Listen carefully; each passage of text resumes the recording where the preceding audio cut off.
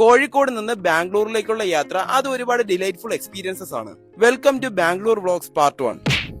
വൈകിട്ട് 6 മണിക്കാണ് കോഴിക്കോട് നിന്ന് യാത്ര തിരിക്കുന്നത്. വയനാട് മൈസൂർ വഴി ബാംഗ്ലൂർ കയറാനാണ് പ്ലാൻ. രാവിലെ 6 മണിക്ക് തന്നെ ചെക്ക് പോസ്റ്റ് ഓപ്പൺ ആവും. ഈ ടൈമിലുള്ള തണുപ്പ് ഒരു അന്യായ ഫീൽ ആയിരുന്നു കേട്ടോ.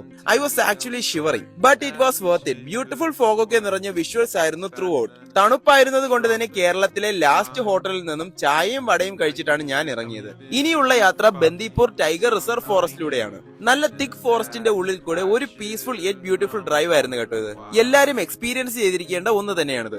ഇതിലൂടെ എത്തിച്ചേരുന്നത് ഗുണ്ടൽപേട്ടിലേക്കാണ്. ഇവിടെ എത്തുമ്പോൾ വേറെ തന്നെ വിഷ്വൽസ് ആണ്. വീടുകളും പാടങ്ങളും കോറീസും ഒക്കെയാണ് കണ്ടു പോകാൻ പറ്റുന്നത്. പോകുന്ന വഴി ഫുഡ് കഴിക്കാനായി പറ്റിയ ചെറിയ ഷോപ്സും കാണാനുണ്ട്. ഗുണ്ടൽപേട്ടിൽ നിന്ന് മൈസൂർ വഴിയാണ് ബാംഗ്ലൂരിലേക്ക് കയറുന്നത്. മൈസൂർ കണ്ടപ്പോൾ തന്നെ ഒരു സെപ്പറേറ്റ് വീഡിയോയ്ക്ക് ഉണ്ടത്. സോ അതൊരു ഫ്യൂച്ചർ വീഡിയോ ആയി ചെയ്യാം. ഈ അടുത്ത ടൈമിൽ ഇനോഗ്രേറ്റ് ചെയ്ത മൈസൂർ ബാംഗ്ലൂർ ഹൈവേ ആണിത്.